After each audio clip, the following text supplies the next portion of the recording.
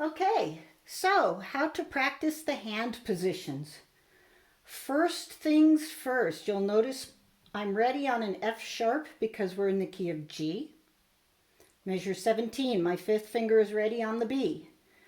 So the first practice slot is measure 17 into 18. 1 and 2 and 3 and 1 and 2 and 3 and 1. Notice I moved right into beat 1. That's terribly important to keep your eyes moving ahead. So the first practice segment, 1 and 2 and 3 and 1 and... Notice that my thumb is already ready on the next note in measure 18, which is the D. If it were a true 5-finger pattern, it would be right here on E, but I had to move it. I'm ready. Okay, pattern number 2 is measure 18. 1 and 2 and 3 and 1. Pattern number 3. This one's tricky because it requires a crossover starting on measure 19 and going into measure 20. 1 and 2 and 3 and 1. Did you notice the crossover? The thumb to the third finger? Equally important, notice where my thumb currently is. So when I practice measure 19 into 20, watch how quickly my thumb moves into position. 2 and 3 and 1. There it is.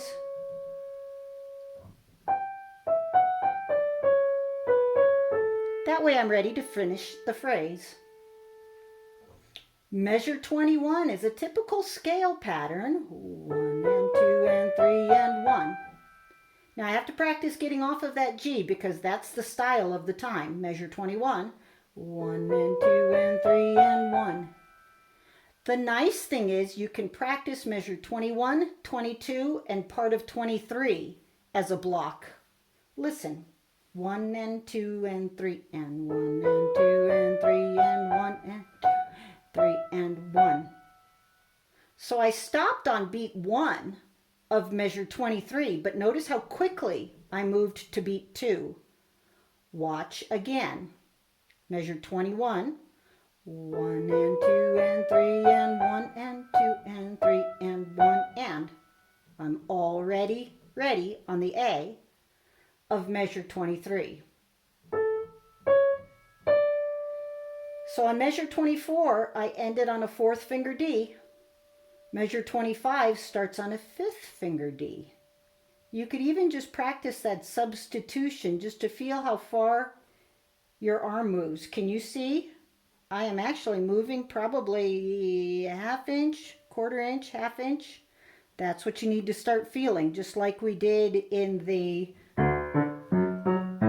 écossais, where you watched your elbow move. All right, so I am now on measure 23, beat 2. 1 and 2 and 3 and 1 and 2 and 3 and 1 and 2 and 3 and...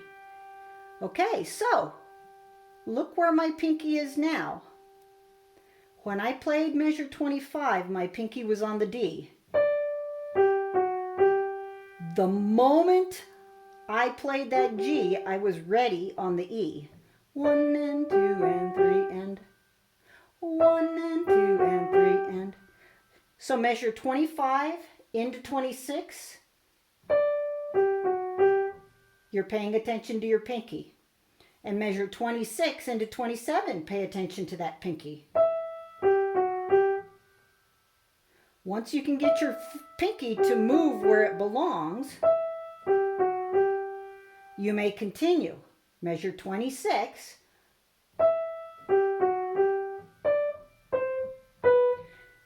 Now, measure 28. You're used to crossing over with a 3. Take your pencil and cross out the 2 F sharp on measure 28 and write a 3. Cross off the 3G and write a 4. Cross off the 4A and write a 5. So the fingering for measure 27 and 28 is 5, 4,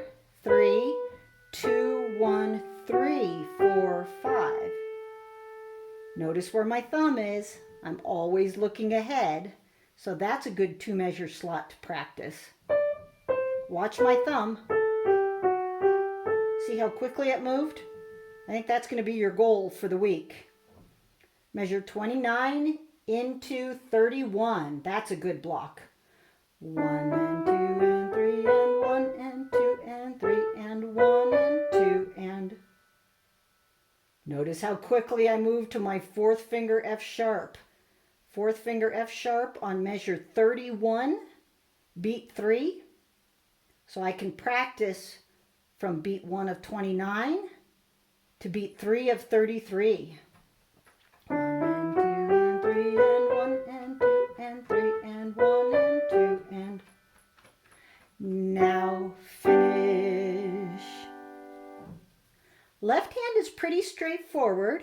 I hope you can see it from here. Yes, you can for the most part. 1 and 2. See, I'm already ready on the F sharp. 2 and 3 and 1 and 2 and 3 and 1 and 2 and 3. The minute I play that A, I'm in position for the low A. 1 and 2 and 3 and spread. 1 and 2 and 3 and spread. 2, 3, 1. See how quickly I'm ready for the next note? So on beat 21, the moment I play my thumb, oh, it says a 4th finger. We're using a thumb on measure 21, beat 1. 1, 2, 3, 1, 2, 3, 1. I have to have my F sharp ready. 2, 3, 1. There's that spread again. Beat 1 seems to be where I need to spread my hand every time. Let's do that much again. No, I'd better do it in another video.